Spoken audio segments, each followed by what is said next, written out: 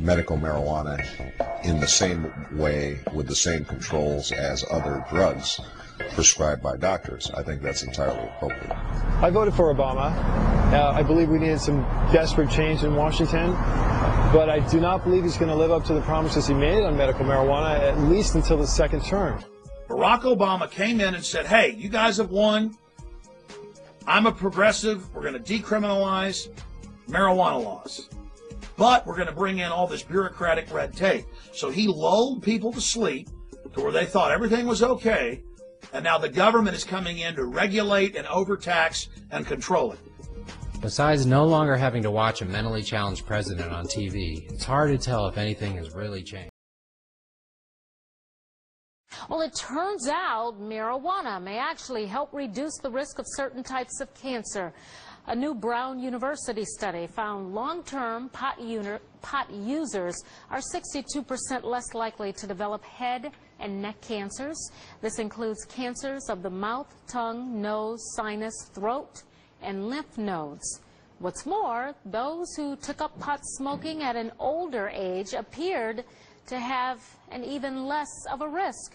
Researchers suggest chemicals found in pot called cannabinoids can have an anti-tumor effect. And an update for you on a story we brought you earlier this month. A Nova Scotia man who some believe has the cure for cancer is now facing drug charges. Rick Simpson has been growing marijuana on his property in McCann. He uses it to make hemp oil, which he and many locals believe is a cure for cancer and a number of other diseases. RCMP raided Simpson's property last month while he was in Europe, and now they've issued a summons for him to return to Canada to face charges of producing, possessing, and trafficking marijuana. He's also accused of having booby traps on his property.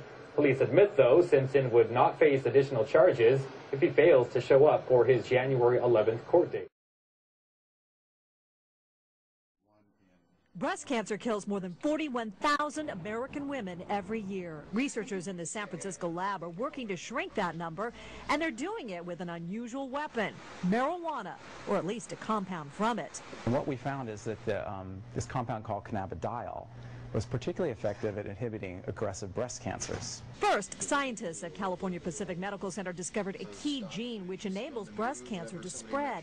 Then they tested the pot compound and realized it could actually inhibit that gene's destructive path and stop the spread of tumor cells, and potentially do it without harming a patient.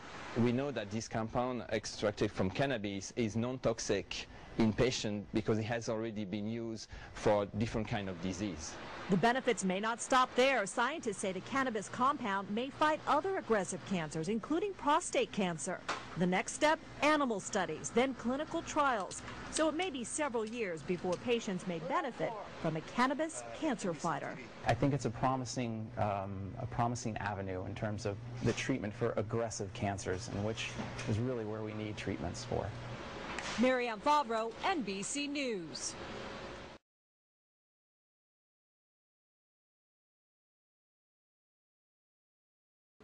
I wanted to thank City Council. My name is Cheryl Schuman. I'm the Executive Director for Beverly Hills NORML, the National Organization for Reform of Marijuana Law.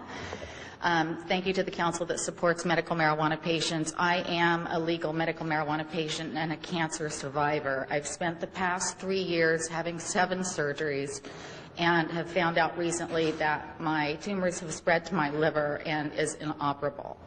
Because I am a legal medical marijuana patient, I have also found that my liver transplant will not be granted because I am a medical marijuana patient. So I stand here today as someone who's going to die because City Council and other legislative members can't clarify the laws for people like me.